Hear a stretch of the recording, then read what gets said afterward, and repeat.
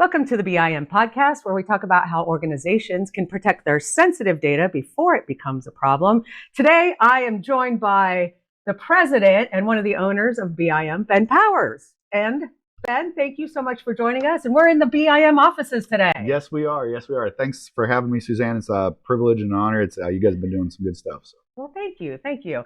So we had a couple other podcasts, previous ones on encryption of important data and on PII, personally identifiable information.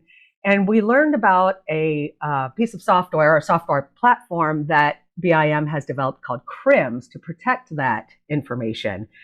An acronym that came up a lot during both of those podcasts was CJIS. Yes. CJIS. So that's what we're going to talk about today. But first of all, a lot of people, when they think CJIS, they think law enforcement, and that's it. They think law enforcement, they have to worry about that data, but that's not the case. So let's take a step back. What is CJIS? Maybe you could explain the acronym and what does it govern and who should be concerned about it? Absolutely. And that's a great place to start, is going right back to the top. So CJIS actually stands for the Criminal Justice Information Services. Mm-hmm. It's actually a division of the FBI.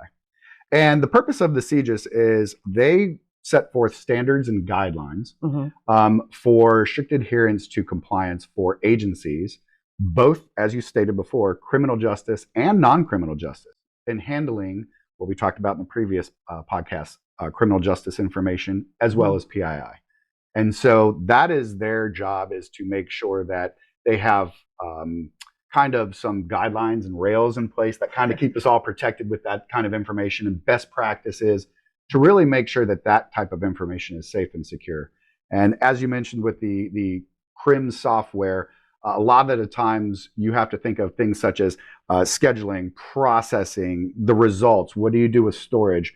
So that information that comes in when you hire somebody, or you have a whole group of volunteers. Exactly. Yeah. And the CJIS, what they do is they do this through a mechanism called the security policy. Mm-hmm. And that security policy is a document that you can go and reference to what do you do with, exactly like you said, all this stuff coming back. It's everywhere, right? Right, yeah. And so CRIMS was built specifically with that CJIS security policy in mind, so that the entire workflow that we just talked about, from front to back, everything is secure, safe, and up to those very strict guidelines and policies. So tell me, going back to, it's not just law enforcement, right? It's really any organization that collects criminal history information, also known as background check information on their employees or their volunteers. They need to be concerned about the CJIS security policy as well, right? Absolutely, because criminal justice and non-criminal justice, both sides do touch, as we mentioned in those earlier podcasts, PII and criminal justice. And what does PII stand for? Yeah, personally identifiable information. There you go. Yep, learned that from your other podcast. Yeah, right, I'm sure. Yes, but you're exactly right. It doesn't matter which side of the fence you are on. These guidelines are set for both, because that data in itself is very sensitive and needs to be protected no matter who's touching it. I see. So what are some of the misconceptions about CJIS? Yeah, so some of the misconceptions are, especially when we talked about non-criminal justice agencies, right? Let's go back to them, what we just talked about.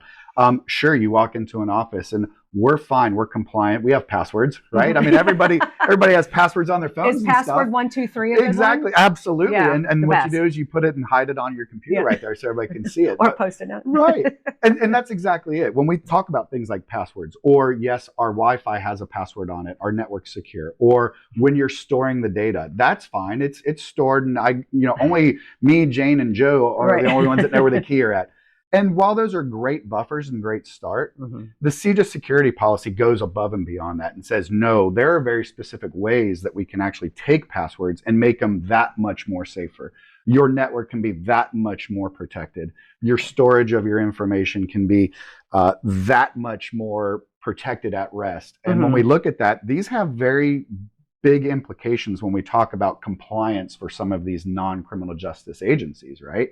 So being compliant within this realm of taking it to that next level is very important, because when we do talk about compliance, that means it's auditable, right? Sure. When you're trying to be compliant, it is an auditable thing that somebody wants to go back and make sure that these things are done. So again, with CRIMS looking at that, we actually are able to take a look at this and say, yes, it is compliant with these performance sections in the security policy to make sure that the passwords and the data, when it comes through at transit, at all workflows, every one of those are above and beyond what we just talked about. And you mentioned audits, which, I mean, that just scares everybody, but it doesn't need to be scary. We did talk about that, I think, during the encryption podcast, because CRIMS, it is protecting the data from beginning to end, and even in transit, correct? Yes, so, I mean, absolutely. when somebody brings that information in, you're going to be volunteering for my church, and I'm getting your information, and I'm doing a little background check on you. All of that is encrypted from the beginning to the very end at the determination whether you're going to volunteer or not, correct? Absolutely. And it's a safety mechanism in place so that you don't have to worry about, again, we're going to go back to these non-criminal justice agencies, as a focus. You want to make sure that every touch point right there, they're not worried about the ramifications of an audit or things like that. You want to take that ease and that burden off, and CRIMS does exactly what you said, and for that purpose. So, Ben, speaking of audits, where in the process do audits usually uncover issues? Yeah, like you said, nobody does like to do audits. They are pretty scary because, it is, you hit the nail on the head. It does expose risks and issues to companies if they're not doing something compliant or something right. And those audits are there to make sure that you can rectify those situations, right? And some of the risks that we see, especially for companies that take a look at it, is looking at things such as protecting your customers and your users' private information, right? So there's some risk there about data theft and things like that can happen with that data. So it's very important that we take a look and say, how do we do that? The next things you can take a look at is think of cyber insurance, right? Companies are paying out the nose for cyber insurance premiums because all this data is not as secure as it probably should be, as we take a look at that. And the last thing you want to take a look at is when we talk about legal compliance. We just talked about the cyber insurance and everything, but that has legal ramifications. If you're not we hear about that all the time. Exactly. I mean, when we talk about, in audits and things like that, if your regulatory body sees that this is an issue, is that a legal concern for your company? And so these are really big things for non-criminal justice agencies, especially, to really think about, right? And so when we talk about CRIMS nails all these protections from the end-to-end workflow so that these audits, as you mentioned, don't have to be the scary, boogeyman that comes after it. You can actually take a look at that. And even here in the state of Ohio, CRIMS specifically does comply with certain sections of the CJIS security policy for data at rest. And it was completely built around that mindset.